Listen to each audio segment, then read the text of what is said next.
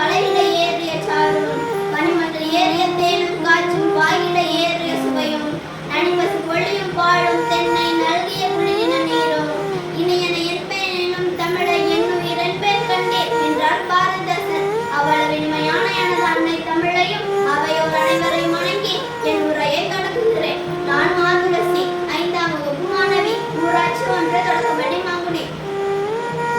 அன்றாட வாழ்வில் ஆரோக்கியமான வாழ்க்கை முறையை பின்பற்றுதல் என்ற தலைப்பில் பேச வந்துள்ளேன்.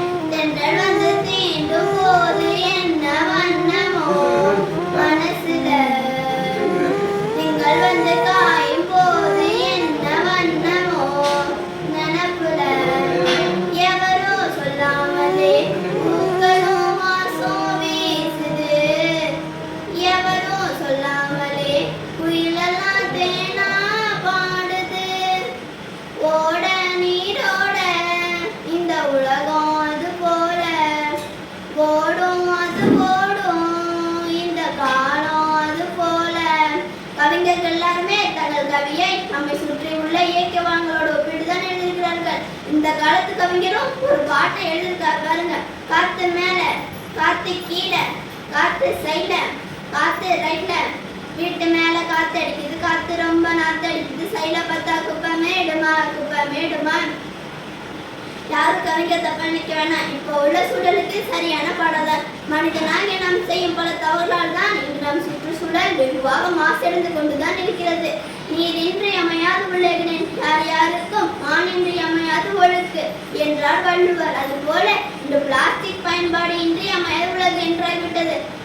நாம் பயன்படுத்தும் பிளாஸ்டிக்னால எவ்வளவு தீமை ஏற்படுகின்றோம், நிலம் எவ்வளவாய் பாதிப்படைகிறது என்றும் நாம் எல்லோரும் அறிந்ததே. அது மட்டுமா, விவசாய நிலத்தில் பயன்படுத்தப்படும் ரசாயன உரங்கள் மூலமாகவும் அது தினமும் சுற்றுச்சூழலை நாம் மாசுபடுத்தி கொண்டுதான் இருக்கிறோம். மகசூலுக்காக ரசாயன உரத்தை பயன்படுத்தி மண்ணை விஷமாக்கி, விஷத்தை உணவாக்கி முன்னும் மனிதா மண்ணின் உயிராய் வாழ சுற்றுச்சூழலை பாதுகாப்பது நாம் அனைவரின் பொறுப்பு அல்லவா? நாம் கொண்டாடும் கலாச்சார விழாக்கள் மூலமாகவும் அது தினமும் நாம் நம்முடைய சுற்றுச்சூழலை நாம் மாசுபடுத்தி கொண்டுதான் இருக்கிறோம். தீபாவளிக்கு வெடிவெடிப்பதாலும், போகிக்கு பழைய பொருட்களை எரிப்பதாலும், விநாயகர் சதுர்த்திக்கு விநாயகரை ஆற்றி கரைப்பதாலும் இப்படி பல வகையிலும் சுற்றுச்சூழலை நாம் மாசுபடுத்தி கொண்டுதான் இருக்கிறோம். அதை சரியான முறையில் கொண்டாடுவோம். ஏனென்றால் சுற்றுச்சூழலை பாதுகாப்பது நாம் அனைவரின் பொறுப்பு அல்லவா?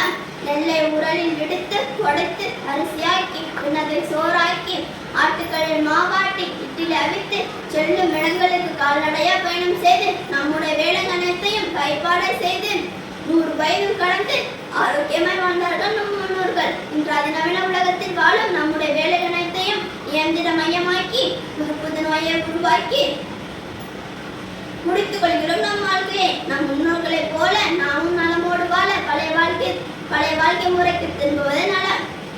இயற்கை உரத்தை பயன்படுத்தி விவசாயம் செய்யும் போது நாமும் நலமோடு இருப்போம், சுற்றுச்சூழல் பாதுகாக்கப்படும். நீர், நிலம், காற்று, ஆகாயம், நெருப்பு என 5 பூதங்களின் தொகுப்பு தான் சுற்றுச்சூழல். இவை 5ம் கடவுள் நமக்கு தந்த பரிசு.